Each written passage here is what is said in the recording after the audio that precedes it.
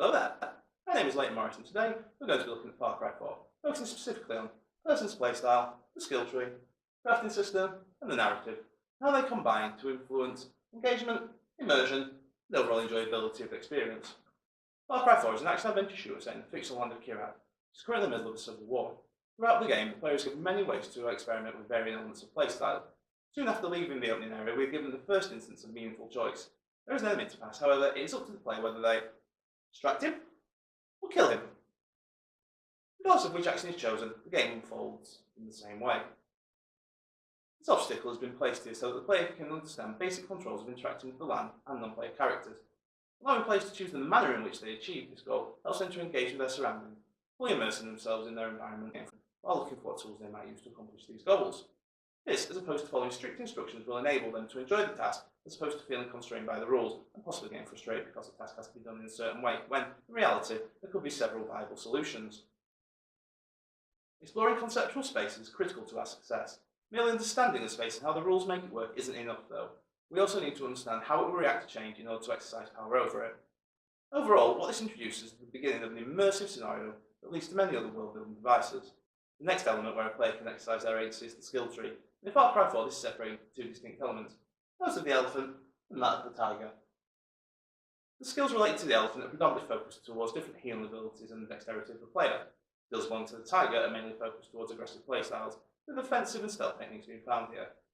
The skill tree is split into two groups with 12 skill sets to choose from in total. This gives you a variety of playstyles as each of the 12 skill areas can be leveled up 4 times. These are not mutually exclusive from each other either, thus allowing builds of characters designed to complement the player's own preferences, prioritising the buffs and abilities to make up for the areas of gameplay a player might be weak in. While there are 4 levels of progression on a skill set, the superior skills are locked until the previous skills have been acquired. The system has been designed in this way for 2 reasons. The first is to enable the player to practice a skill acquired and master it, while in pursuit of unlocking the next level. The second is to stop you unlocking the top level skills too early, thus removing some of the challenging elements from the game and removing part of the enjoyability. Further to being locked in progression, we also have varied requirements for unlocking them, some as basic as amassing skill points. Others, however, require the player to have completed certain side quests or challenges under extra criteria. This mechanic of the skill tree system plays a key role in building the immersion of the game. By requiring the player to complete different tasks to get upgrades, the player is not able to repeat whichever mission awards the highest reward than simply time put in.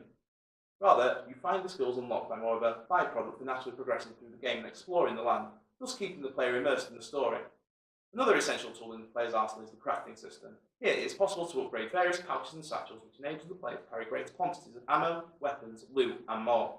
This system, probably more than the skill tree system, is responsible for the player's immersion in the land of Kirat, where in other titles it is possible to simply purchase the upgrade. Here, hunting is required to gather the materials necessary to perform the upgrade. This mechanic of requiring the player to go hunting as opposed to purchasing the upgrades from a shop contributes to building the narrative of being in a jungle-like environment without the use of trade options that you would usually find in urban settings. Also, it requires you to search out your immediate areas different animals spawn in unique locations. This allows the player to explore the game outside of the main narrative at their own pace without getting too distracted by amassing vast quantities of loot. Of course, choice is not always a good thing.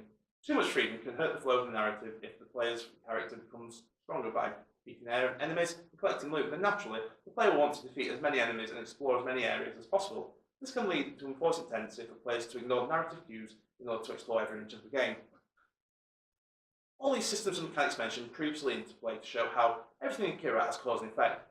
Hunting and skinning animals lets you craft holsters to hold more weapons or wallets to carry more money.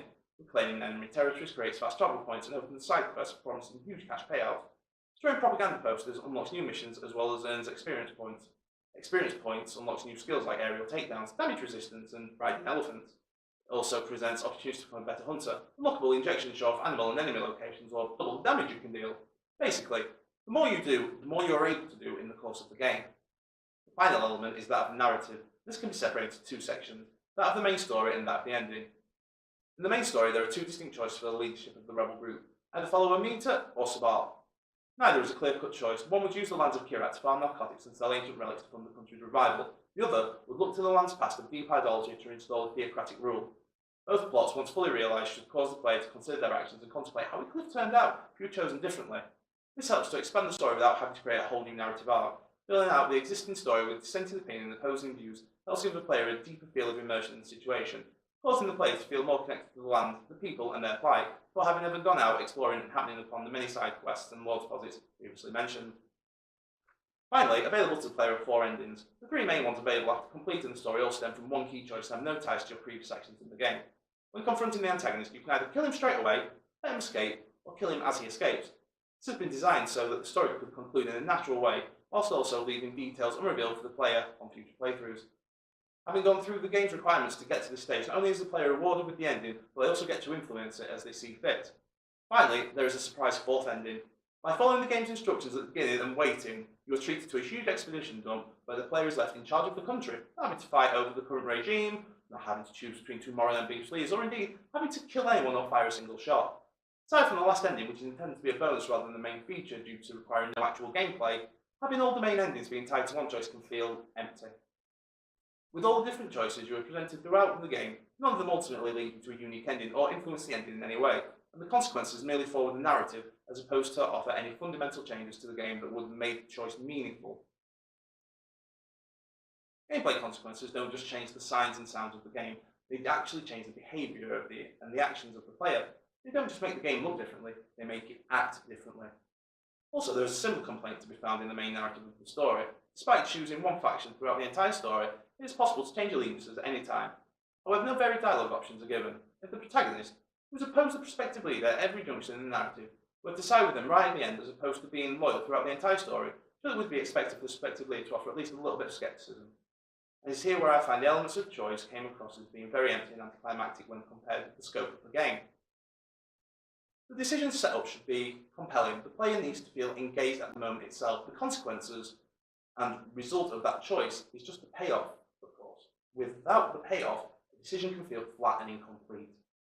It is in this respect, a mixed review is the best that can be offered for Far Cry 4. While the decision structure does keep you coming back for the choice in the leadership of the story, it doesn't hold significant enough payoff as it holds no relation to how the story ends. Contrast this with its predecessor, Far Cry 3, there are several aspects in which it can be considered superior. In technicality, the graphics are superior to Far Cry 3, and in the game roster of weapons is nearly doubled in size. Also, the environment is much more immersive, with animals serving more purposes such as being able to ride now, and also the outposts are not permanently yours once you've been taken. Enemies will try to retake capture bases periodically throughout the course of the game. Also, the playability has been streamlined in the skill tree system. There are marginally fewer skills available, however there are 12 optional starting points in Far Cry 3, as opposed to 3 starting points available in Far Cry 3, making the character more customizable much earlier in the game. In conclusion, systems embedded in Far Cry 4 do a very good job of working in unison to provide the player with a real sense of immersion and enjoyment while simultaneously progressing the plot to its next destination.